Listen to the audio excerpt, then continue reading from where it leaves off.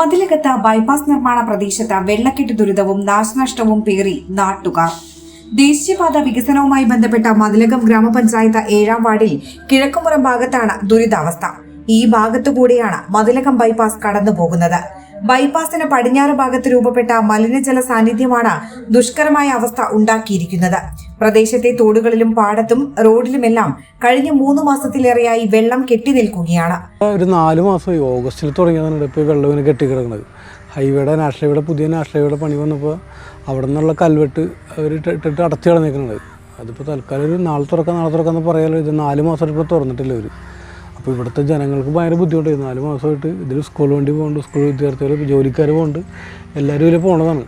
പക്ഷെ നമുക്ക് ഇതുവരെയായിട്ടും ഇത് തുറന്നു തന്നില്ല. ഇത് ഇങ്ങനെ വെള്ളം നിൽക്കുന്നതുകൊണ്ട് പ്രശ്നം എന്ന് വെച്ചിട്ടുണ്ടെങ്കിൽ നമ്മൾക്ക് ഇവിടുത്തെ തെങ്ങുകൾ, മരങ്ങൾ, ഇവിടുത്തെ ഉണ്ടായിരുന്ന ചെറുകിട കൃഷികൾ, മത്സ്യകൃഷി ഇതെല്ലാം നശിച്ചുപോയി, ഒക്കെ ഉണങ്ങി പോണേ. ഇപ്പോൾ അതായത് നമ്മളെ ഇവിടെ തന്നെ മുട്ടോളം വെള്ളമുണ്ട്. ഇപ്പോൾ എല്ലാവരും കാണാവുന്ന സംഭവമാണിത്.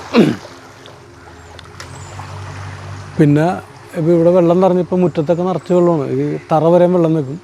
ഇതിലെ വലിയ വണ്ടികൾ, ചെറിയ മിനി ടോറസ്, പിന്നെ വാനുകൾ, സ്കൂൾ വണ്ടികൾ എല്ലാം പോകുമ്പോൾ വെള്ളം അടിച്ച് കയറിയിട്ട് ഇപ്പോൾ തറ വരെയും ലീക്കായിട്ട് ഇപ്പോൾ പൊട്ടിത്തുടങ്ങി തറയൊക്കെ നമ്മൾ. അങ്ങനത്തെ അവസ്ഥയാണ് ഇപ്പോൾ. റോഡിൽ വെള്ളം കെട്ടി നിൽക്കുന്നത് മൂലം ഇതുവഴി വാഹനങ്ങൾ കടന്നുപോകാൻ പറ്റാത്ത അവസ്ഥയാണ്. ഹൈവേ നിർമ്മാണ സ്ഥലത്തേക്ക് വാഹനങ്ങൾ കടന്നുപോകാൻ തുടങ്ങിയതോടെ റോഡ് തകർന്ന അവസ്ഥയിലാണ്. വീടുകളുടെ വളപ്പിലും വഴിയുമെല്ലാം വെള്ളം കെട്ടി നിൽക്കുകയാണ്. വെള്ളം ഒഴുകി പോകാതായതോടെ 100-ലേറെ തെങ്ങുകളാണ് നശിച്ചത്. കുടിവെള്ള സ്രോതസ്സുകളും മലിനമായ നിലയിലാണ്. ബൈപ്പാസ് നിർമ്മാണത്തെ തുടർന്ന് വെള്ളം ഒഴുകിപ്പോയിരുന്ന തോടുകൾ നികത്തിയതും കൽവെട്ടുകൾ അടഞ്ഞതും വെള്ളക്കെട്ടിന് കാരണമായി. എത്രയും പെട്ടെന്ന് വെള്ളക്കെട്ട് ഒഴിവാക്കാനുള്ള നടപടികൾ സ്വീകരിക്കണമെന്ന് നാട്ടുകാർ ആവശ്യപ്പെട്ടു.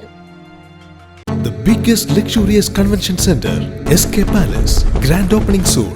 വിവാഹാഘോഷങ്ങൾക്ക് രാജകീയ പ്രൗഢിയിൽ വേദിയൊരുക്കാൻ കമനീയവും അതിവിശാലവുമായ SK പാലസ് കാട്ടൂർ എടത്തിരുത്തി സിറാജ് നഗറിൽ ഒരുങ്ങിക്കഴിഞ്ഞു. നിങ്ങളുടെ മനസ്സിനിണങ്ങിയ ബഡ്ജറ്റിൽ എല്ലാ ആധുനിക സൗകര്യങ്ങളോടും കൂടി ആഘോഷങ്ങൾക്ക് വർണ്ണ പൊലിമയേകാൻ SK പാലസ് ഇനി കൂടെയുണ്ട്. AC non-AC ഹാളുകളുടെ ബുക്കിംഗ് ആരംഭിച്ചിരിക്കുന്നു. ആദ്യം ബുക്ക് ചെയ്യുന്ന 10 വധുവരന്മാർക്ക് മൂന്നാറിൽ അടിപൊളി ഹണിമൂൺ പാക്കേജ് ഫ്രീ ആയി സ്വന്തമാക്കാം. Book your dates now. വരൂ, ആഘോഷങ്ങൾ നമുക്ക് ഇവിടെ നിന്നും തുടങ്ങാം.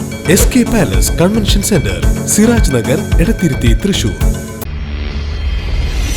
You're watching True Line News.